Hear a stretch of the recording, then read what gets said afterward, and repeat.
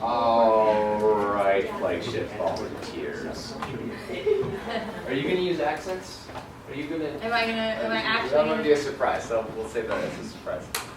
You guys have the expectation. She's using it right now. She's actually Australian. She's using the American accent. Brilliant. I'm very good at it. Brilliant. Thank you all so much for coming out tonight. I know we ask a lot of our volunteers with the Flagship program. It's because we want you to be prepared, and we feel that if you are equipped with the right tools, the right knowledge, that you'll be more successful in your programs, and you'll also have a lot more fun, and it'll be a lot more enjoyable. So Claire, Dave, and I are going to do a presentation for you tonight, an interactive training with you all that will hopefully complement what you've done at practice week this weekend. I guess today was our last practice week day. For you, maybe. Oh, okay. Sorry. Yeah, okay. So again, thank you for being here, and if all goes well, I think we'll probably be getting out of here a little earlier than 8 to let you guys go. Be free to have your lives outside of Flagship after this week.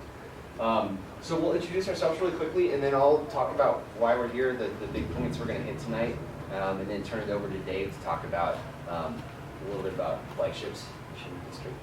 Go ahead, Claire. Okay, so I am Clara, and I work over at Lowell Elementary School. Those of you who are volunteering at Lowell have met me and received several emails from me already, so glad to see you here tonight. Awesome, and I'm Brian, and I'm at Hawthorne Elementary, and I've been with Flagship for about 3 months now. I've volunteered off and on the last 5 or 6 years, but as the youth development coordinator for the last 3 months. I'm Dave. I'm over at Franklin, and David's been doing Flagship forever. Yeah, Brian and I are new. two full years. 2 full years, that's a long time. So the reasons why we're here tonight, our desired outcomes that we hope you walk away with is a greater sense of purpose through an understanding of Flagship's mission and history. We don't spend a lot of time on it. This isn't a history class. I'm sure you guys don't want to be here to learn just about the history of Flagship, but we do want you to understand what Flagship came out of and why it exists in Missoula. Also, a deeper sense of connection to with your teammates and other folks. We have 3 schools represented here.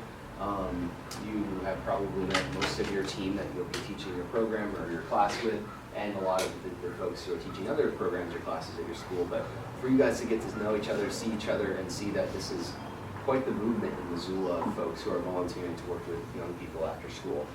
Hoping that you gain an understanding of your role as an instructor and the responsibilities therein. We're going to talk a lot about behavior management strategies and techniques that you can employ with your classes that will hopefully help you be successful in delivering whatever lesson it is.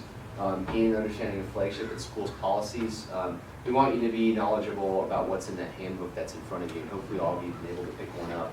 And we'll cover what Flagship policies are so you're aware of what our dress code is, what our if you're late, or what kind of rules we have for termination of a volunteer. Not like killing you termination, but like letting you go kind of termination. We're training staff. This is going to be on YouTube, I forgot. Yeah, it is. Oh, God. And then also classroom management strategy, we talked a little bit about that. So those are the big points we want to cover tonight. I hope you walk away with a good understanding of what those are and how they can help you in your role as a Flagship instructor. We'll turn it over to Dave. All right, so Flagship is about ready to have its 20th birthday. Woo! We started in 1995. We were actually, our mission was to be an alcohol and drug prevention program. Over the last 20 years, that's still our main goal, but we've kind of morphed into something bigger. We actually have a lot of different goals now. Our mission statement, it's a mouthful. The Flagship program is a community school partnership whose mission is to enhance the social, academic, cultural, and physical achievement of Missoula's young people by creating opportunities during non-school hours that help them succeed in school and grow to become healthy adults. And that is all possible because of you. Flagship wouldn't be possible without all the volunteers to make it run. So again, one more time, thank you for being here. Flagship, basically what we try to do is connect resources in the community with the kids in the school. And we've had a couple studies done, and both of the studies came back saying that Flagship works. It's been shown to improve the self-esteem of the kids.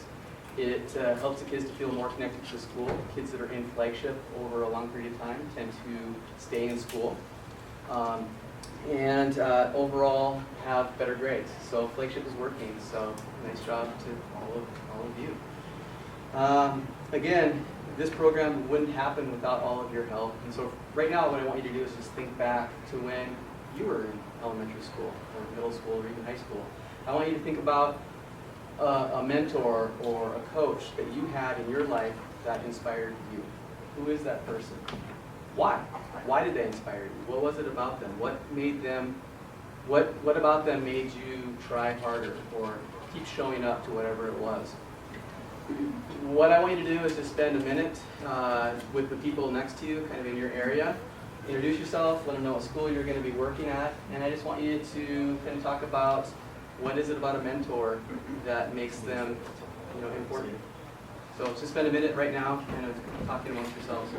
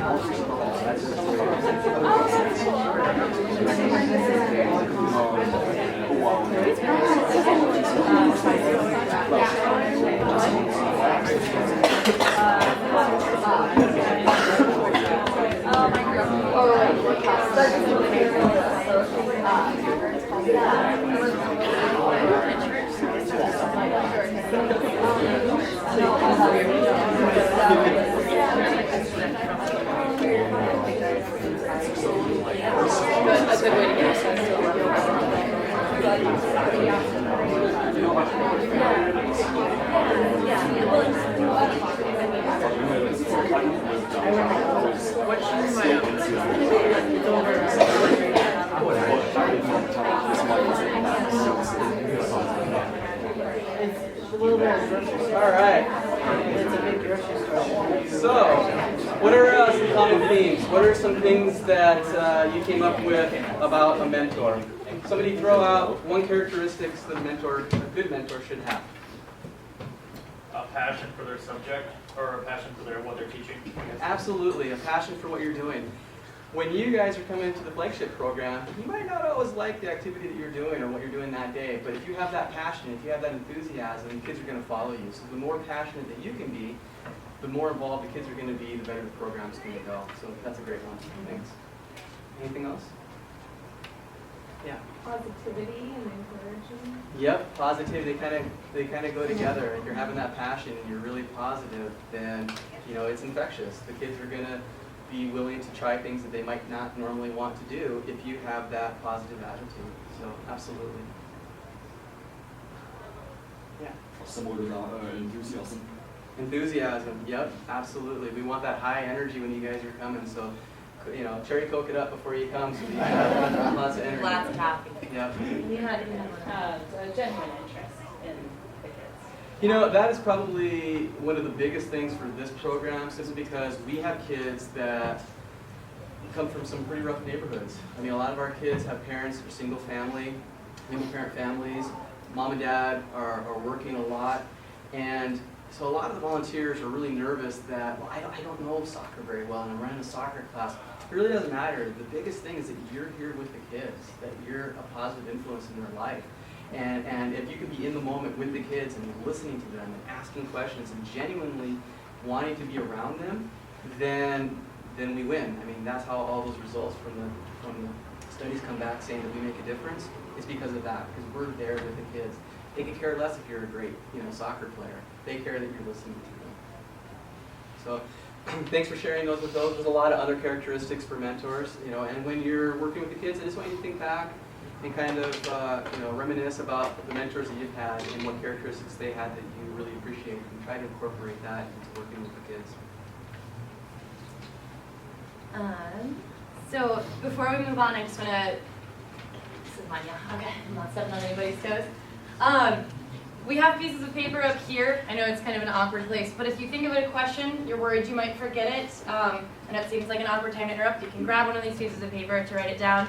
Or also, please feel free to jot notes down, jot questions down in your manual. We'll kind of be going through that this evening, so you can follow along, and if you have questions or concerns, write them down. We will have a question and answer session at the end. And of course, obviously, if you have a very pressing question that you want answered immediately, let us know, and we'll get to that. But do kind of keep those things in mind, because we want to get to your questions and concerns as you're having them. Okay, so if you could turn to page 4 of your manuals. I feel too much like I gotta step out from behind my podium. Yeah, it's Yeah. very professor. Oh yeah, they're over by the sign up. So if you want to grab, are you Renee? Yes. Awesome. I'm glad you made it. And I'm sorry about the confusion. They're the wool ones. Okay, so page 4 is the job description of a flagship instructor. You guys are volunteers. You're giving us your time. We appreciate that so much, and we really want you guys to take this, as seriously as you can. So we have some things that we expect of you within that. I'm not going to read through every single one. I would like you guys to look over this. I'm going to highlight some of the important ones, but this is your job description. If ever you're kind of like, I don't know what I'm doing, check back in with this and make sure that you're upholding these things that we're expecting of you. So specific duties or tasks. Obviously, you're facilitating an activity. So you're leading science programs or cooking programs or sports programs. That's a big part of it. But I think, the second one on this list should actually be the first one, that you are being a positive role model for students. Like Dave said, that's where we get the results. And results from national surveys are great. They're awesome. What we care about more than that, though, is just that you're actually impacting these students on a daily basis, and that you're helping them out in their lives. The 3 of us can't reach every one of them, so that's why we need the army of you guys to do that. We appreciate it. They appreciate it. It changes people's lives. So thank you for that. Keep being a positive role model. Activities do require planning. We help you with a lot of that planning. We do a lot of that planning for you. As we send you those plans, because we'll give them to you ahead of time, make sure you're looking over them so that even though you didn't write the plan, or maybe you are writing the plan if you're taking that initiative, and that's awesome, but that you show up prepared for your day. So take 15, 20 minutes, half an hour, however long, and look over that before you arrive at school so that you are ready when the kids get there. Okay, I'm going to skip down to qualifications. The biggest qualification we ask of you, again, we can't stress it enough, is to be a positive role model. So keep that positivity, keep that enthusiasm, keep that caring for the students. Strong communication skills is a big one. We want to help you guys out as much as possible. We try to help you guys out as much as possible. If you're not letting us know what's going on in groups, we can't do that. So communicate with us, whether that's email, telephone, or stopping by our offices to talk to us about that. And obviously you're working with kids, so being creative and open-minded is a big one, because they're going to come at you from all angles, and being ready for that is great. Let's see, other pertinent information. We're at the training, so that's being provided right now. And your benefits are being a positive role model. We like that. That's our catchphrase, positive role model. So thank you for being that, and it will benefit you as well. You're changing young people's lives, and in turn, they're changing yours, ideally, because they've changed mine in a lot of ways. Okay, so if you flip to the next page, page 5, the responsibilities of a flagship instructor. We have walked through some of these at your orientations, your practice week sessions, so I'm just going to go over them very briefly here. Taking attendance. We need to know where the kids are. We need to know that they are safe. So we need you guys to be taking attendance so that we can do that. Reporting accidents. So if there's an accident on the playground, if you're in a sports club and there's an accident, if you're in a science program and a kid gets a slight chemical burn, we're not dealing with highly corrosive substances, but it's always possible. Or if you've got a kid with an allergic reaction, because that definitely can happen. And we'll notify you of those, because we should know about all of those. But those sorts of things, you need to let us know. So you need to handle it, right? But you also need to let us know that that happened, because we do have a reporting process that goes with that. So report that to us. You've got paperwork to fill out. Just keep us in the know. Keeping communication open with the coordinator, so for other things as well, not just major accidents. for minor things. This can also be a positive thing. If things are going great, if you have a great relationship with the kids in your program, if you have an awesome story about something that happened that day, we want to hear those too. We love having those highlights. And sometimes we use them for publicity. But we also just like knowing that you guys are having a good time and that they're having a good time. And obviously, if something's not going well, we really want to know about that to help you as well. Promptness, be there on time. The kids are there, they're ready to go, they're excited to go. So the more ready you are, the more ready you'll be, I guess. That's a little redundant there, I guess. Cleaning up is an important one. We are borrowing classrooms from teachers at these schools. These are not our rooms to use. They're being very generous in loaning them to us for these programs. So make sure after snack time that the kids are throwing away their garbage and wiping down their tables. Make sure after any crafts and activities, again, throwing away garbage and wiping down tables. One of the big ones that I missed last night, but Dave reminded me of, is we have materials for you to use and we will provide them for you. Please, please, please don't use any of the teachers' materials. Those are their things. A lot of them come out of their own personal budgets. Leave anything that's on the teacher's desk or in the teacher's cabinets on the desks or in the cabinets. If you run out of stuff, if we haven't given you enough to complete your activities, come up to our offices or even just give us a call and we will get more to you. But we've got stuff ready for you to use. Please don't dig around in the classrooms for it. Even if the kids say it's okay, it's not. Tracking your hours. A lot of you are getting extra credit for this. A lot of you are just doing it out of the kindness of your hearts. Either way, we appreciate it, but we want to know that you're there when you're there. So we have sign-in sheets at each of the schools. Make sure you're signing in. If you have a timesheet that you need to keep track of for a professor or for a teacher or somebody, make sure you're doing that as well, and we're happy to sign off on those for you. And modeling behavior, being a positive role model. Have we said that enough yet this evening? Positive role models. You know, keep your attitude positive. If you're having a bad day, you need to leave that at the door when you come into Flagship. If the kids are having a bad day, you need to do everything you can to turn their day around. And that starts with you being positive. So the behavior that you want to see out of them needs to be the behavior that you are exhibiting. On to the next.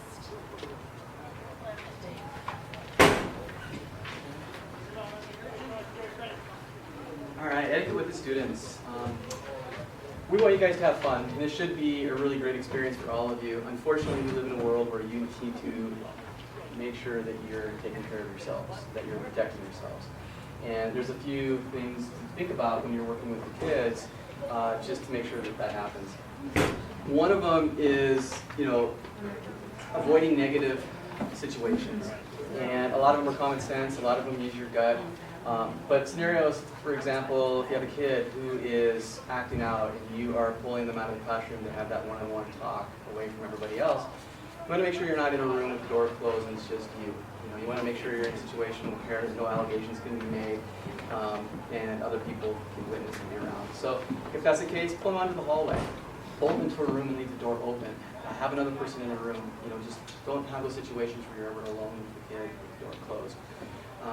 Things like raising your voice, threatening. Some of the kids can be frustrating, they can be difficult, and they can push your buttons. Some of them are really good at figuring out what buttons you have, and then it's a game to try to push it. And so we want to make sure that we're keeping our emotions in check. Realize that these kids, their goal is not to wake up to make you mad. Their goal is not to try to frustrate you. Some of them just have hard lives. Some of them have difficult situations. And they come about their anger or their dysfunction, honestly, and it's not about you. So try to keep your emotion in check. There's a list on page 6 of a bunch of different negative practices to pay attention to. I'm not going to go through all of them. You guys can read that on your own. Another one that's a biggie is the interactions with kids, the touch. These kids are elementary. They're small kids. They need that physical touch. A lot of them don't get that very often at home. And so how do you balance giving that physical touch and that attention, but making sure that you're being appropriate, making sure that you're protecting yourself? And there's a list on page 6 again of do's and don'ts. You want to make sure that you're not messing with their head and their hair in that area. You're going to want to make sure you're not doing anything to be construed as sexual. So no tickling, no wrestling, no giving massages, those kind of things. Another one that's a biggie is the hugs. Kids are going to want to give you hugs all the time. And you're going to want to protect yourself. So I'll use you as an example. I'm horrible at giving hugs to begin with. My wife makes fun of me all the time because I don't like human contact apparently, so I do the hug, you know. But even that's not going to be appropriate for this. What I do with the kids is I call them encouraging squeeze. And so what I do is I'll saddle up next to them and kind of put my arm around them and give them that squeeze, you know. So they're getting that physical touch and they're getting that encouragement, but you're making sure that it's a safe touch. It's can't get screwed with anything. There's a lot of other things you can do. You can do high fives. You can do ducks. When a kid is sitting down at the table and working on an art project or whatever, you come up beside them and just kind of put your hand just gently on their, and kind of bend over and make sure there's space there, but you're giving them that physical touch. So just be aware of that when you're working with the kids. And you can deflect the hug with a sidearm as well. I'm not going to do it. Oh, nice. So, if they're coming in for that and you see it, you don't want to turn them down, you can just kind of slide in sideways. It's kind of an unfortunate thing to have to be aware of when we do. MCPS, Missoula County Public Schools, as well as I think probably every school nationwide, if not worldwide, has the no drug, no tobacco, no alcohol policy on campus. So nothing any related to that. So even if it's a container for something like that that's empty, none of that can come onto campus. That needs to be left at home. I would suggest not even having it in your car if you're driving, just in case, just to be super safe. So just leave any of that at home. That's us, because we're preventing substance use and abuse, and just kind of common sense. None of it near schools. Also, obviously, please don't use anything on the days that you are coming to Flagship before you come to Flagship, even if you think you really can function and teach a class with a beer. It'll help you relax. Don't do it. It's not worth the risk. That is definitely going to be one of those things when we talk about grounds for termination. That's going to be one of those things. If we find out that there has been use of substances before you've come to programs, that's going to be a big problem for us. So before and obviously during, just leave it as far away from possible. Enjoy your lives on your own time, on Flagship time. Leave that all behind you. And no tobacco use in the presence of children. We're just hammering it hard. No tobacco, no alcohol, no drugs anywhere near them. Before the programs, after the programs. And one of the other big things is talking to the kids about these things. And sometimes the kids themselves will bring it up, even at an elementary level. They'll be like, oh, my dad hangs out at the bars all the time. Like he goes, I've been with him, it's super cool. Find a way to redirect that conversation if the kid brings it up, because they might. I've had them do it. Find a way to redirect. Don't talk to them about these things, even if it seems super harmless. Just avoid the topic. It's safer that way, it's easier that way. And that also, relates to when you're talking to your fellow leaders. While you're in the presence of the kids, even if they're off doing their own thing, don't be talking about a party you're going to go to this weekend. I mean, it's awesome that you're going to a party this weekend. Have fun. Don't talk about that in front of the kids. They'll hear it, even if you think they're occupied. They'll hear it. They'll think that's a cool thing, and they'll spread that around. So no talk about it to them or with other people near them. Just leave that behind you. Dress code. As you might imagine, we have a dress code, and we can generally say, oh, that's me. We generally say, dress appropriately, and that will mean a couple of different things. I'll share with you what that means when you're dressing appropriately. Appropriate language and branding, even if it's something subtle like my Kettle House hat here, try to avoid any labels for alcohol, tobacco, I want to say drugs, I don't know about marijuana labels, but the big marijuana leaf on your shirt, stuff like that, stay away from it. Also like violence, Yeah. like guns and sexual innuendos.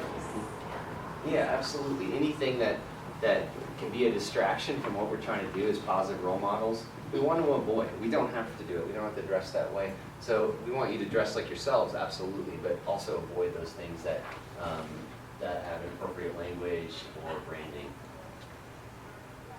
Here's a nice little schematic about adequate covering. A part of appropriate dress is adequate covering, and we ask that means on the shoulders that the shoulders completely covered. I'm not super strict on that. You? On the whole shoulder? Oh, yeah, no, I mean, what is reasonable, yeah. Yeah, I mean, okay, that's a general rule of the shoulder being covered, no spaghetti straps and bra straps showing, things like that. And for guys, no, what are they called? They're pejoratively referred to as wife beaters, but I don't know what that. What's that? An A shirt. A shirt? That's That's the the title title? for it, yeah. Oh, yeah, something like that. We want to dress in a way that's modest, that shows that we're, just wearing a t-shirt or something like that, so we're not a distraction to the students. All undergarments hidden from view, underwear, bra straps like I mentioned, midriff area covered and back covered as well. That should be something you consider when dressing for Flagship. You can have a special spot in your closet for your Flagship dress. Mid-thigh length for bottom garments. The standard test for this that's used for mid-thigh length is if you can touch your skin and your arms are at your side, your shorts are too short. We talk about that with students, and that's a good way to measure yourself too. Opaque clothing for materials for tops and bottom. Again, we're trying to be as modest as possible and not have our clothing be a distraction from what we're trying to do with the kids. Appropriate footwear. A lot of you will be doing a variety of activities, including field trips, sports.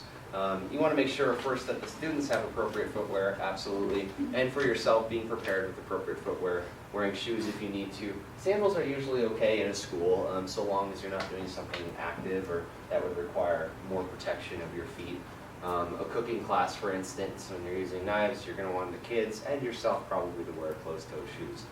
Be aware of that. Oftentimes our schools, I don't know, you guys probably have this too, but we have a shoe bin with kiddie-size shoes, but not adult-size shoes.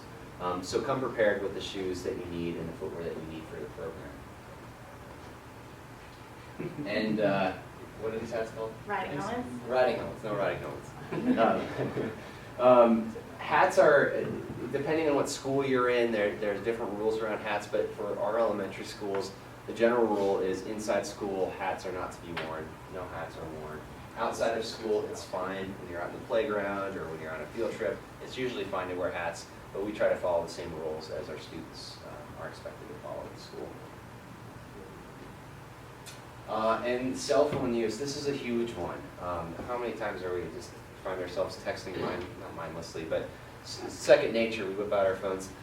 We want you guys to give the kids your full attention, which means when you're at Flagship, highly encourage you to mute your phones, put it in a bag, set it aside, and forget about it for the hour and a half or 2 hours you're with Flagship. I promise you can go that long without checking your email or Facebook or phone messages or texts.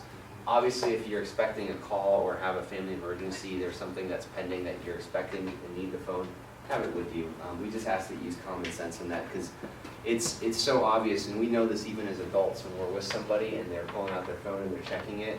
We know we're not the full focus of their attention. They're distracted by something else. And the kids pick up on that so easily.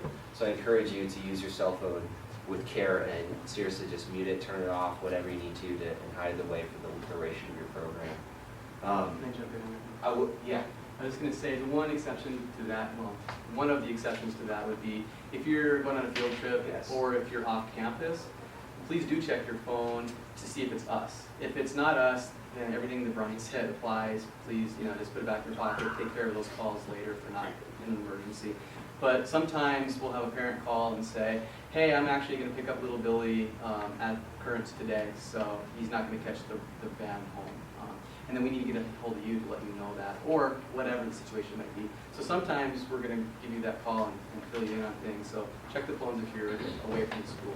That's a really good point. And even if you're on school, it's probably a good idea to have someone in your group, if you're on the premises, to have a phone with them, muted, whatever you need to do to silence it, in case you have an emergency on campus or you need to, for some reason, aren't able to get a hold of us, find us in the school, you're able to contact us if we're not in our offices.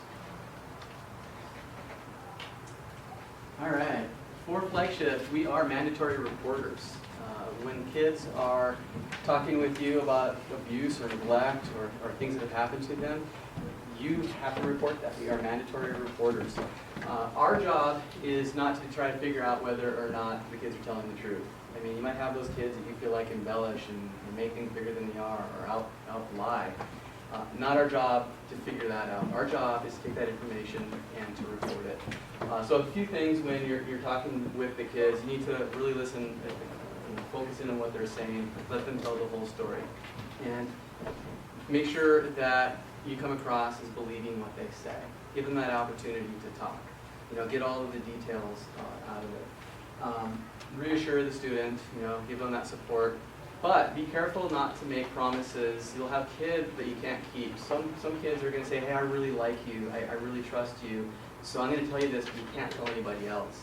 And you need to be right up front with them, hey, I really appreciate you have that trust in me, and you're going to share this information, but I am going to let other people know because we really care about you, and if it's important information, we have to do that. So just be really upfront with them that you are going to share that with other folks. And that is because we care about them. Come to the Flagship coordinator right away. Let us know what the situation is, and if we need to call in, we may have you make that call depending on what it is, because you're the person that the child told to directly. And we'll help you with that process. It's really straightforward and simple. There's also some paperwork that we might have to do after that, and again, we'll sit down with you and we'll help get that paperwork done. Let's see. I think that's all on that. Okay.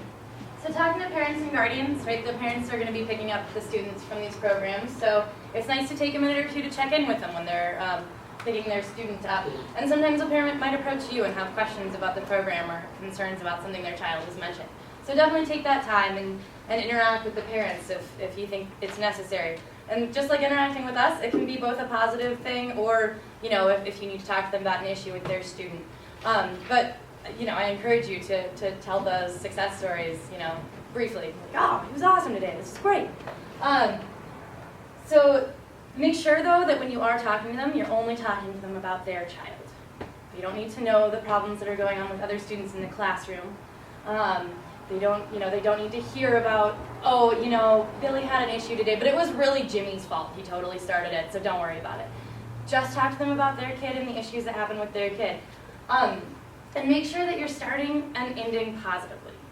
So if it's a problem that you've had with the student and you need to address their parent about it, if you're addressing their parent, it's probably a minor issue. If it's a major issue, we will most likely be either making that phone call home or coming into the class to chat with the parent at the end of the day. But try to keep it as positive as possible. I mean, yes, we had to talk to him a couple of times today. Jimmy was having issues. He came in, was grumpy. But by the end of the day, man, he was participating. He was having a great time. We'd like to work with you a little bit and see how we can make it so that he's having a great time all week next week. Keep it as positive as you can. We don't want to be making these parents angry with their children. We don't want to be sending children home with parents that are like, oh my gosh, Jimmy, you're never going back to Flagship. You're awful. So yeah, just keep it positive, both when you're talking with the children about problems that you may have to address with them and when you're talking about their parents. It's really important. And cite the specific behavior that you're seeing with their student. Most of the times they're going to want to help you also. They're going to want to help you, they want to help the teachers. They're also trying to work through this behavior with their child. So tell them exactly what's been going on. If they get really distracted during, reading time and they just kind of like stand up and walk around the classroom and they have trouble focusing, let them know exactly what's happening and exactly like when it's happening. Sometimes it's a time of day, sometimes it's a certain activity that'll set a kid off, and they might have some feedback for you right then in that moment, or they might, with that information then be able to go home and work with their child a little bit on that. But if you don't let them know, specifically what's been happening, just like us, if you don't let us know, then they can't help you and support you in that. So make sure you're letting them know. One thing with talking to parents and also with talking to students, don't give out your cell phone number. Sometimes they will want this, both the students, because they will have that friendship with you, they'll have that relationship, and they'll be like, hey, I want to call you someday. Don't give out your personal cell phone numbers. It's really important not to give that out to the students and not to give that out to the parents. Oh, never mind. Well, no, I just thought this went in a different order than it does. Okay, so grounds for termination. Is this yours or is this? Let it be mine. I love talking about this. Oh, interesting. It's my favorite subject. I don't know which page it's on. It's on page 8. Page 8. Grounds for termination are listed. We ultimately, as youth development coordinators, are looked at as responsible for the quality of volunteers that we have and their interactions with the students and the safety of the students. That's our top priority. That's what's expected of us from our schools, our principals, and our bosses at Flagship. So if you are in a position,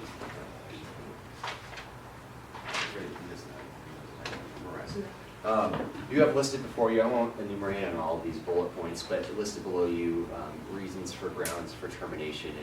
And this isn't an exhaustive list. If we have a situation arises that it's no longer safe for the students, no longer good for the students, healthy for them, we will ask you to leave your post as a Flagship volunteer. It doesn't happen often. It's not like you guys are on a grading scale or like, well, you're not, kids aren't happy enough around you. That's not our thing. It's really looking at that you're following the rules and talking the policies we're following here. If those, we'll talk to you, for the most part, a lot of these will follow up and say, hey, this isn't going to work. We're going to ask you to change your behavior or change what you're doing. And if it persists, then we would ask you to not be part of the Flagship program any longer. A couple of highlights here. Violation of school policies. We convey to youth, a lot of these are school policies that we share with you. They're Flagship policies and school policies.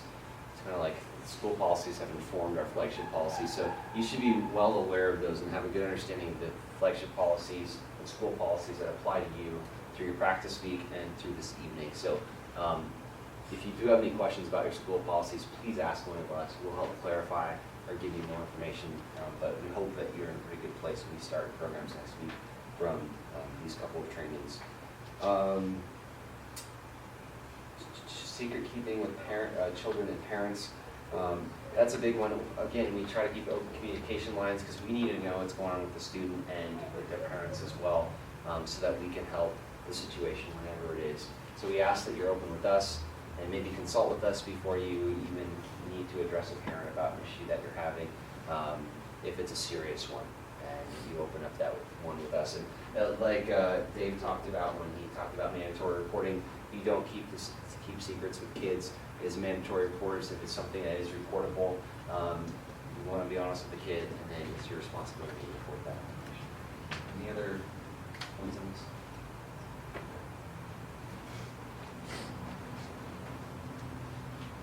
Okay, I guess the cell phone thing kind of goes into this. When programs end, you have to end your communication with the students. We want you to build these positive relationships. We love that you guys are positive role models, but you're positive role models within the Flagship program. It should be a relatively professional relationship. Even though it's a friendly, professional relationship, it should be professional. So when that program ends, you're done with those kids. You can't have a personal relationship with them after the end of the program. So that's one of the reasons you don't give your phone numbers to the kids or to the kids' parents, so that they're not, trying to call you and say, oh, hey, you were great in Flagship. Will you come babysit little Jimmy? Because that might happen. So it's, it's for you, it's for them. We just need to make sure that this is happening, and it makes it easier for everybody if you don't say, oh, I know Flagship's ending this week, but we can totally hang out again. Let them know, like, I really enjoyed working with you. Really enjoyed getting to know you. This was awesome. Goodbye. And that can be really tough, but it needs to happen. So make sure that when programs end, those relationships are also ending. And if you come back and volunteer, maybe you'll get to, again, if you come volunteer for Flagship again, maybe you'll get to interact with those kiddos that you really enjoyed interacting with again. But in the meantime, please close your relationships with them. And now we have a break. So we're a little bit ahead of time, ahead of schedule. What we can do is shorten the break if you guys are interested. If you want your 10 minutes, take your 10 minutes. But if you would like to take a little bit of a shorter break, break time over. Okay, so now we are into the behavior management portion of this evening's entertainment. Kids, they make faces like that, and it's fantastic. But we're going to help you guys deal with when it's not just goofy faces and playing around. When you've got some serious issues that you're needing to deal with. We're going to give you a little toolkit for that. Obviously, we're always around to help you guys, so if it's beyond your comfort level, contact us. We're at the school, we're floating around, we're there to help you guys. So let us know. But hopefully it won't get there. Hopefully it'll all be a good time. So one of the important things with managing behavior is just building relationships with your students. Is there it is, yes. Second slide. So this is going to be huge for your kids. If you have a positive relationship with them, if they respect you, if they like you, they're less likely to, to act out in these negative ways and to want to torture you. So try to build those relationships with them. One of the biggest things, one of the first steps is learning their names. If it gets to week 3, week 4 of programs and you're still calling all the boys, hey bud, and you're calling all the girls, oh hi, how are you? They're gonna notice that you don't know their names. And that's important to them, that you know who they are, that to you, they are an individual. So find a way to do that, whether it's making name tags the first couple of weeks, and if that's what you want, let us know and we'll make sure you've got the materials for that. Whether it's playing a name game at the beginning of every day, just find some way that's going to help you remember these students' names and remember them as individuals. That'll mean a lot to them. Activities and games, that's a good way to get to know your students, to get to know their names, to get to know their behaviors. You can kind of observe them through these activities and games and get to know them just by watching them play, which is awesome. Exhibiting investment, so being interested in your students, listening to them when they have a story to tell you, listening to them when they come to you with a problem, just taking the time to care about them on an individual level, and listening intentionally when they come to you with those stories. So that goes back to kind of the cell phones or anything else you could be distracted with. They're telling you a story. Make sure that they have your full attention during that time. It's very important to them to have your attention. And sometimes there may be group activities where you're having people tell stories in a group, people do read-alouds, or like a question and answer session. Try to make sure that everybody is listening intentionally then. Sometimes kids get distracted and they'll start fidgeting and they'll start talking. Say, right now we're trying to give Bobby our ears and later we'll be giving you our ears, but for right now, can we settle down, make sure that we're at our 0 voices, that's a big one at Lowell at least, the 0 voices, and give him your respect. So try to create that intentional listening among your students. Sensitivity to circumstances. So sometimes you're going to have a kid who does come in a negative frame of mind, and maybe something bad's going on at home, maybe something bad just happened at school. Try to be sensitive to that, even if you don't have the whole story. Just be aware that something might be going on that you don't know about, and take that into consideration when dealing with that student. So maybe that student needs a separate activity for a little while that day. You're trying to get them engaged, they're just not having it, and it's obviously not going to turn around and go right. Maybe have, okay, Susie, you can sit over here and color for 20 minutes, or maybe 5 minutes, start with 5, but you can sit over here and color for 5 minutes. I'll check back in with you. Take the time that you need. So just be sensitive to those circumstances and don't always force them to do what you want them to do just because it's what's on the lesson plan. Sometimes it's not going to work. And creating a safe environment. The kids want to, they want to feel comfortable, they want to feel secure. This is one of our behavioral initiatives at school, is be safe. So they have some rules themselves to follow for being safe, and you guys should figure out some of those for creating a safe space. Part of this is creating a routine, which we've gone over during orientations, just so that they know what to expect when they come into the classroom. Part of this is being consistent, so that they get to know you, and they get to know your name, and they recognize you, and they feel safe and comfortable around you. So create that safe space. And this will help you a lot in dealing with behavioral issues, or not having to deal with behavioral issues, hopefully. Right. So all 3 of the schools, whichever school you're in, all 3 of them implement the Montana Behavior Initiative, which is simply trying to have positive interventions with the kids. And just like we're trying to follow all of the school rules, even though it's after school, we still have those same rules. We're going to try to implement those same strategies. And there's a lot of different areas to that, a lot of things to cover. First and foremost, you want to have positive interactions with the kids. You want to reward that positive behavior. You're going to get it's going to be a lot more effective with the kids, getting that change that you want to reward the positive behaviors, the desired behaviors, than it is to have consequences for them. So simply catch kids being good. When kids are doing what you want them to do, give them that praise, give them that attention, let them know that they're doing really well. That's going to go a lot farther in having your class behave than just having consequences.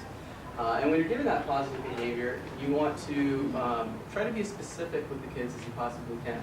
So instead of, hey, good job, really be specific with what that behavior was. wow, I really like the way that you were raising your hand right there. You did a great job of raising your hand before you talked. That was awesome. Nice work. So try to be as specific with those as you can. Each one of the schools also has other ways to try to implement the positive behavior and the rewards. Each school is a little bit different. At my school, we're the Bulldogs, the Franklin Bulldogs. So we have Proud Paws. And those Proud Paws are recognizing the kids when they're doing something really well. We fill it out, we give them praise for whatever it was that they did, and then they can take that and turn it in with their teachers and get rewards for it. I know over at Clara's school, she has the Star Student of the Day, and that student gets to have a little reward at the end. Other things that you can do is try to give little rewards for kids for motivation, like who gets to be the line leader, you know, who gets to pick what the activity is going to be for the day. Especially with the younger kids, that can be powerful motivators for them. So try to use those positive incentives as much as you can. Motivate your students. A lot of the times they need a reason to follow the rules. A great example would be kids are being rowdy. You're telling them they need to be quiet. It's not working. Use the leverage that you have to motivate them. So an example might be, wow, you know, I know you guys really want to go out for recess and that's what we're getting ready to do, but we don't go out for recess until everyone's quiet and voices are at 0. So when everyone can line up quietly, voices are at 0, then we'll go out for recess. Use those motivators where if the behavior you want doesn't happen, they don't get the things that they want. So try to motivate the kids. Making a point is simply addressing inappropriate behavior without calling the kid out in front of everybody else. So rather than stopping the class and having that interaction, that does a couple things. With some kids, it may work. With other kids, it may be exactly what they're wanting. They want that attention in front of everybody, and that could actually escalate the situation. Some kids don't care if it's a negative interaction, they just want attention. And so that could actually increase the negative behaviors. Other kids, it could be really shaming and hurtful, and they're going to shut down and you're going to lose them. So with some of the kids, you're going to want to point those behaviors out away from the class. And there's different ways of doing that. It can be really simple. It can be the dramatic pause when you're having the conversation. And it might be giving that teacher look or that mom look and just kind of give them the stare down. My mom's got it down huge. She raises the one eyebrow, whoo, you know you're in trouble. And it's like, I still cringe. So you can do that mom look. Proximity, you know, if someone's acting out, you can be right in the middle of a conversation and just kind of go over and stand by them, you know, and do one of these and then keep talking, and they recognize that, oh, yep, they're paying attention to me, they know I'm not doing what I'm supposed to be. So there's a lot of those little things that you can do to address the behavior without having to just call them out. Really important to take a moment and think about what you're going to say to the kids, because it's crucial that you follow through with what you say you're going to do. These kids can push buttons. They can be frustrating at times. And in the heat of the moment, you might make an empty threat, or you might make a threat that you cannot follow through on. That is going to make the situation way worse. They're going to perceive you as weak. They're going to perceive you as not following through. Again, it's going to increase that negative behavior. You have to follow through on what you're going to say. So again, make sure it's something that you can do. And then once you say that, follow through every time. Be consistent every time. The more consistent you are with the kids, the less those behaviors you're going to see. The consequences should be logical. And what they mean by that is point out what's going to happen. Point out that it's going to be logical consequences.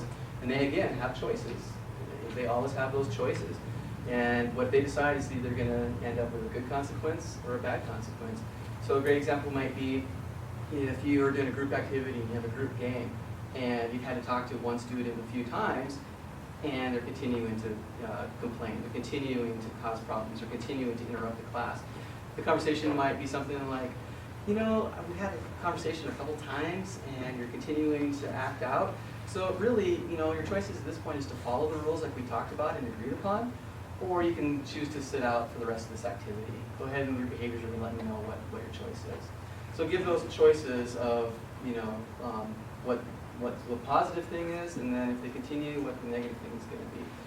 And as long as we're on choices, I want to talk about that for a second. As far as behavior management, in my opinion, if you take away one thing from this, if you can remember one thing, the most useful thing that you can take away. Give choices to your kids as much as you possibly can. And that doesn't mean, take the time out or not take the time out. You need to be in charge of what those choices are. You need to be okay with what those choices are. But by giving choices, you give the kids power. You give the kids a sense of being listened to and being in control. And it can be simple. If you have a conversation with a kid and you're getting frustrated, you feel like they need a timeout, and you say, this is the third time I've talked to you, you need a timeout, you need to go out into the hallway. That is an ultimatum. That is not giving choices. And what are you going to do when the kid says, no, I don't need to? You've painted yourself into a corner and you've just made conflict. If you give choices, now the kid has an out. You can say, hey, we've had a conversation 3 times, you continue to do it, your behavior's telling you that you need a timeout right now. You think you need 3 minutes or you think you need 5. And the kids might respond angry and upset, but it's amazing how well it works. I only need 3 minutes. Okay, 3 minutes, great. Do you think you need to wait out in the hallway, or can you go ahead and have a seat over in the corner in the class here? I'm going to go over to the corner in the class. Great. Go ahead and take that 3-minute time out, and I'll check in with you. And then your behavior will tell me whether you're ready to join the group or not. Simple, tiny choices that are insignificant, but not to the kid, because they're feeling like they have power, they're feeling like they're being heard. And give choices even when it's not just with consequences. Throughout the day, as much as you can, give the kids the power. It could be as simple as, hey, do you want to go for recess right now? Or do you think we should finish this project and go up for recess in 15 minutes? Do we want to do this game, or do we want to do this game? And give simple choices where you can. And then when you do have to call the shots and you do have to say, nope, we're doing it this way, the kids are going to be less likely to be upset or have problems with it, because most of the time they're feeling heard. Most of the time they're getting the choice. So give choices whenever possible. That's going to really, really help just eliminate those conflicts that could arise. Another strategy is to try new things, try new strategies. If you're having a kid that seems like every week there's a problem, every week that there's an issue, and it's like banging your head on a wall over and over, try something new. I had a class last year it was a tough class. They had some tough kids. And about the 3rd or 4th week in, they said, hey Dave, do you have just star stickers? I'm like, sure. Do you have some construction paper we can have? I'm like, yeah, what's going on? I'm like, man, we just can't get the kids motivated. They're just really acting out, we're having a hard time. And so they tried a new strategy. They simply started giving out stars, like 1 star per day if you did a certain behavior, 2 stars per day if you had even better behavior. And then those stars added up to a simple little reward, like getting to be the line leader or getting to pick the activity. And by the next week, the negative behaviors diminished greatly just by trying a new strategy. So, if you ever get stuck on what should we do, I feel like it's not working, that's when you check in with Brian or Clara and I, and we might have some ways to help you out. So check in with us, that's what we're here for, is to try to make this experience better for you, give you some tools. The other one that works well is separating the student from the group. Again, some of those kids, they just want to push buttons. They just want to be the class clown. They want to get that attention even if it's negative. And you can eliminate that attention from the group by just taking them somewhere else. This goes back to what we talked about earlier. Don't take them into a room and close the door. You want to protect yourselves, but pull them out into the hallway. Teachers can be walking by, there's other people, and just have that heart-to-heart. And one really good strategy is to listen to the kids. Give them an opportunity and just show that empathy right away. Rather than starting out with, hey, this isn't okay, I've talked with you numerous times, start the conversation with, what's going on today? I'm really concerned. I mean, you're normally not this disruptive. I'm really worried about you. Can you tell me what's going on today? Wow, I mean, that just really disarms a kid right there. They're ready for a battle, they're preparing to get into trouble, and all of a sudden you're empathetic and letting them talk. That can really disarm them, hear their side of it. And that doesn't mean they get away with what the behaviors were. Listen to what they said and have that empathy for them, and then say, that's really hard, that's really difficult, I'm sorry that's going on for you, but unfortunately we can't have these behaviors in this class, and I know you're a really good kid, I need you to change what you're doing.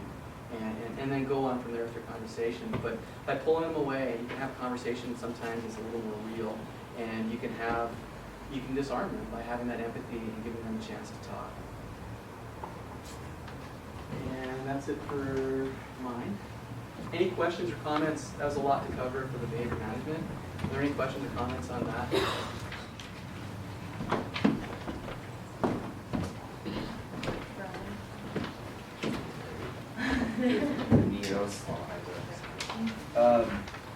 So what happens when you get to a point where your redirections, you're moving a student to a different part of the room because they're having a difficult time interacting with another student, and they're continually disruptive, they aren't responding to these logical consequences and choices that you're giving to them. We have a method for managing that. And if you look on page, you guys have probably found it already. Oh, there it is, page 13. You'll see the flagship behavior matrix, and actually this is a modified version from what I think all of our schools have something like this. Way more A confusing. little bit more, yeah, it's a lot more complicated than this. But this outlines the process by which you observe behaviors and make decisions about the severity of that behavior, and go through the process and working with the student, because we all want the students to succeed. Our goal isn't to have them act out so we can get them out of there, kick them out of Flagship. Our goal is if they are acting out or having difficulties, that we can help them modify behaviors that are probably happening during their school day, and help them be a better student. So you see from the top, observing problem behavior. Obviously, if it's emergency, and I'll talk about the difference between minor and major behaviors. If it's a major behavior that you're very concerned about that has happened once, like a student's totally fine and then one day they just punch another kid on the playground, obviously that's cause of a major behavior. I'll show you what those are to alert us right away so we can intervene and make sure that the student gets the proper recourse there. And I'll show you the flagship discipline referral form. And then if the problem isn't a major problem, if it isn't one that requires immediate attention with us, but is something you think you can manage, a student is being loud consistently while you're trying to give instructions, use proactive cues and responses to help modify, change that student's behavior. Using logical consequences are a great one. You can participate now the way that we're supposed to finish the project, or you can be disrupted and you can sit in the hallway and you won't have the opportunity to finish the project today. It's really up to you. It doesn't matter to me. I would actually really like you in here. But it's up to you and your behavior. That will show me where you want to sit today. Continue to come up with strategies to help that student change and help them find a way that they can participate appropriately that day.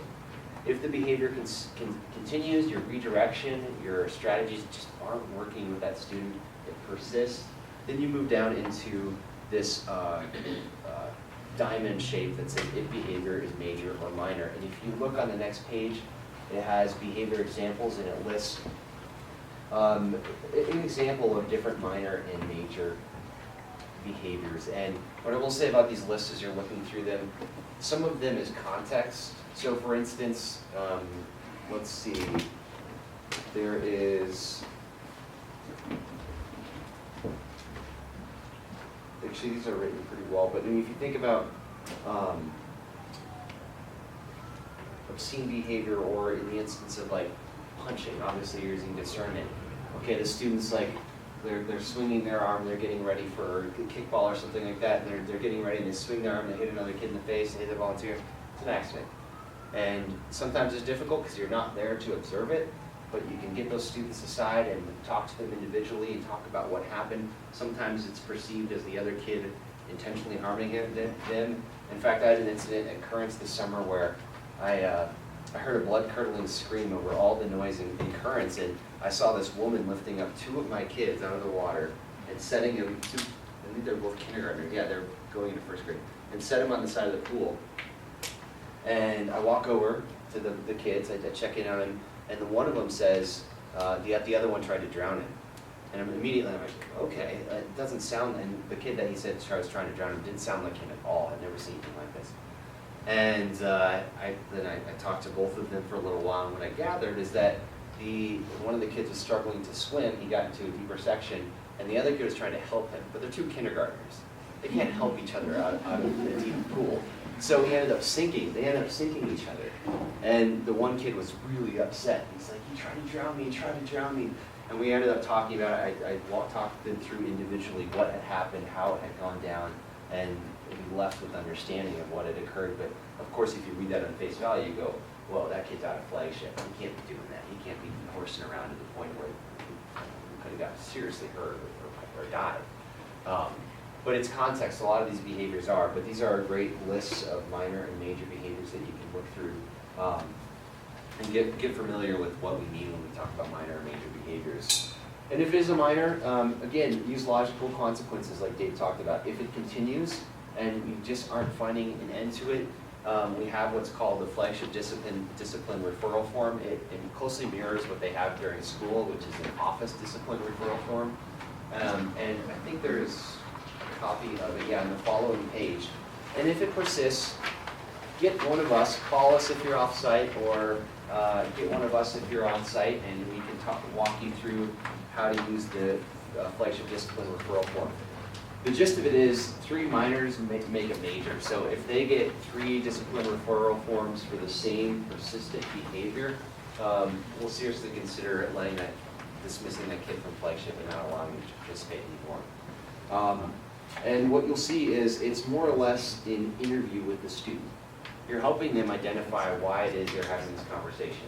A big part of our discipline is that.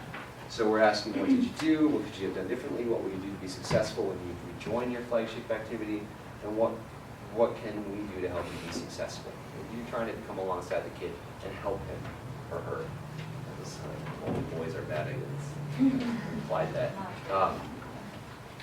So that's something that you would do with us. You don't have to memorize this and be concerned like, wow, I'm going to have to decide when do I give an FDR. That's our affectionate name for this, the FDR. When do I give this out? If you have questions about it, if a behavior persists, we're floating around throughout the day. Pull us aside and say, hey, listen, I'm just having difficulties. We may be able to troubleshoot it and help you fix it. It may mean a Flagship discipline referral right there on the spot. So talk to us. We'll have these on hand, and they'll probably be in your boxes too, or with your materials, so you can have these. So that's what you do if, back to the matrix, if the behavior continues, it means a Flagship discipline referral form. If it persists, this goes home to the parents sign it when they show up, they can look at it, you can talk to them about the behavior, we can talk to them about the behavior, and then the parent signs it and they agree to this course of action. If it persists, get a second referral, and then a third referral, we'll look at letting the kid out, dismissing the Flagship. If you go to the major side, the right side of the matrix, you'll see that you will immediately bring that student to the Flagship coordinator. If one of these behaviors, for instance, fighting on the playground, tobacco, drugs, weapons, obscene language or behavior, stealing, chronic dishonesty, gambling, I love that on there. I think about that with kindergartners sometimes. A forgery, inappropriate touching, aggressive behavior, physical contact.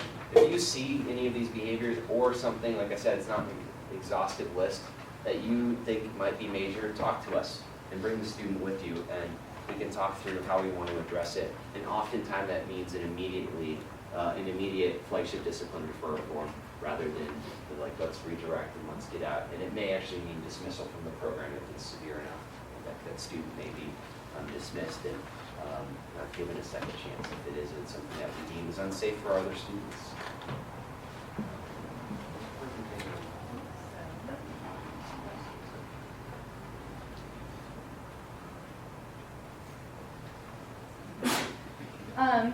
Okay, so some behavioral management tips. These are 10 just like super simple, straightforward behavioral management tips, and they are also in your manuals, but I believe they are before that matrix. I think they're the page, yes, those pages, what are those? 11 and 12. Okay, so, sorry, my manual has been stolen. So, pages 11 and 12, we've got some behavior management tips and then also some student engagement tips. These are super helpful, super simple. Also, these will be included in your materials, so if you don't have your manual handy in your back pocket, you'll still have these to refer to if you're dealing with some issues. So again, the praise, keeping things positive as far as possible, that's gonna help you so much if you can keep things positive.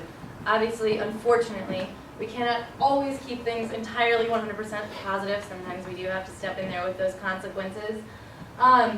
So when you do have to do that, I'm going to skip over, boundaries and expectations is very important, but consistency with those consequences is huge. Just maintain that as much as possible.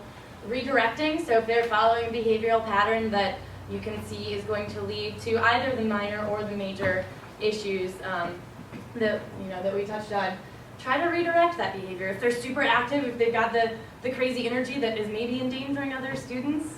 I actually had a teacher suggest once to me, say, oh, Jack sometimes gets a little crazy. Have him run around the building once or twice.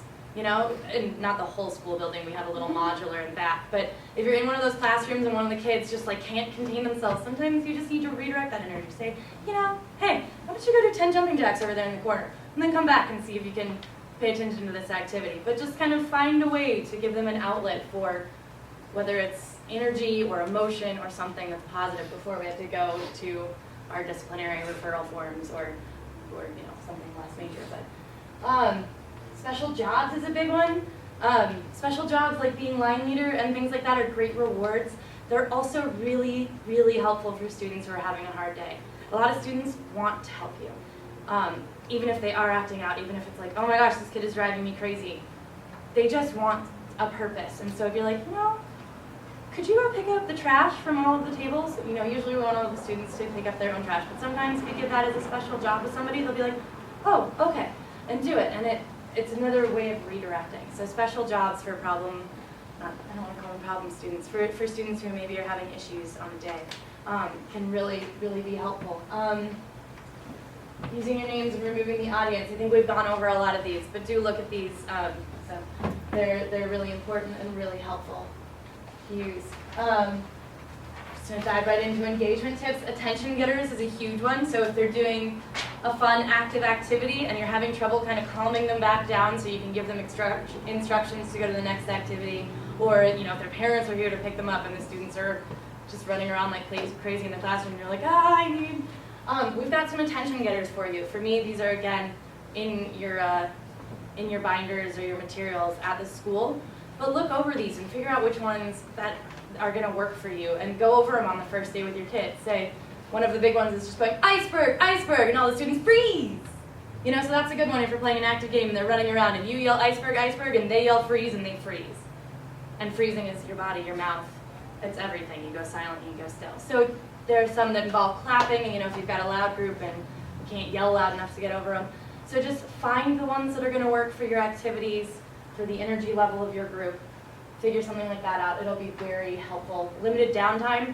Got games. I think we all have games. So if you're having trouble with transitions, if lesson plans aren't lasting the duration of the lesson, put a game in there. Put something in there so that if they're not twiddling their thumbs, you're not twiddling your thumbs, because that's when problem behaviors will take over. Thinking ahead, being prepared, being engaged in your, I think that's delivery of instruction, being engaged, finding a cool way to do it instead of, okay guys, here are our rules. Be engaging, be creative with that.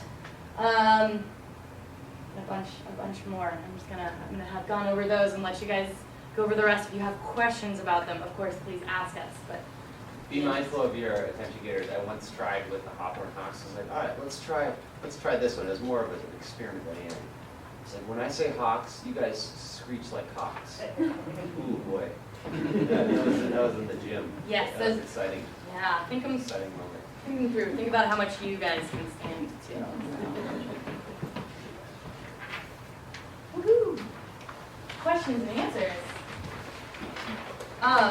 So we are almost to the end. This is where we're opening it up for your guys' questions. So if you have any questions about anything we have covered or anything you feel that we may have forgotten to cover, there are more pages in your manual than what we have gone over. So we want you to read these manuals. We want you to look at them. They're super helpful. One of the most awesome things in there that I didn't realize until I'd already been a volunteer for like a year, I didn't even see it, is the characteristics of different age groups. That's towards the end. It says, like 5 to 8, 9 to 12, breaks them into age groups. And I read these and I was like, whoa, mind blown. That's why I can't get them to do this thing that I've been trying to get them to do. So they're really simple. It's just a couple of little cues, but they are super helpful because, there are some things a 5-year-old just will not do because their brain is not there yet. And if you keep trying to get them to do it, they're going to get frustrated, you're going to get frustrated. So read over those, they're super helpful. Was there anything else in the manual? I mean, just make sure that you're reading the manual, even the things that we didn't cover, because it is all important. And with that, I'm going to stop talking and let you guys ask questions. Yeah. How old are fifth graders? Usually 11. 10, yeah, 10 or 11. 10 to 11. Mm-hmm. Yeah. Will we ever be given a heads up if we have kids that have special needs or are mistakes? As much as we can, we'll let you know behaviors to watch for and some strategies also for working with students that may have some special issues going on. Similarly, I had the question today at my practice week about allergies, special dietary needs. That will be listed on your attendance sheet for me. Any special dietary things or concerns you need to be aware of, and behavior issues as well. And I know for myself, I'm going to try to talk to each instructor who has students who may be at a little higher risk about the students and how we can approach those students. And some of them may even have support. I've got a couple of kids who are going to have support in their programs, so that may be a thing too, and we'll let you know about that as well.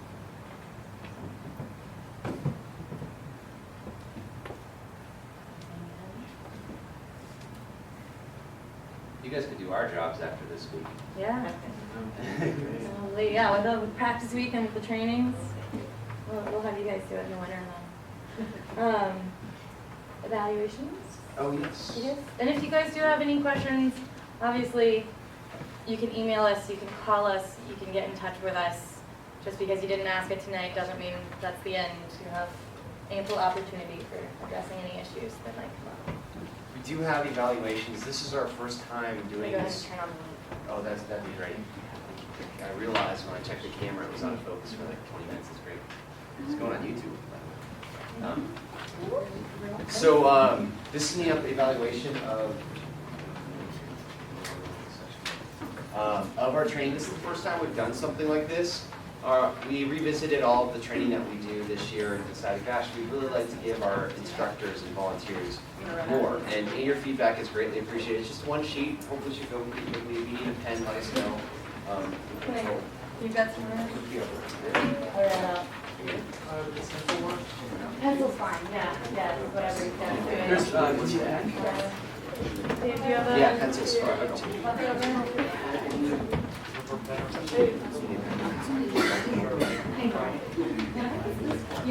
That's just. So originally, we didn't know what this room was going to be like. And sometimes it really Maybe else not good.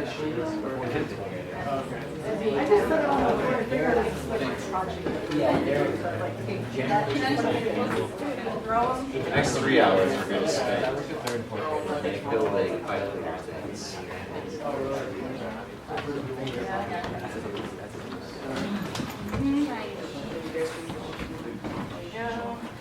Anybody else need a pen? Do you, oh, never mind. Just letting him take care of everything. Yeah. Anything else? Pens? Evaluations?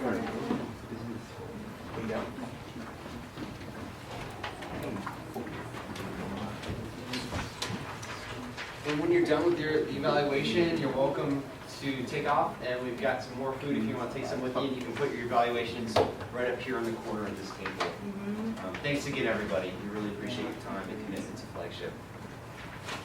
And you're also welcome, if you haven't met your group mates yet, to mill about if you want and meet the other people who are volunteering at your schools or at other locations. So you can take off, you can chat, you can come ask us questions in private if that makes you more comfortable, whatever.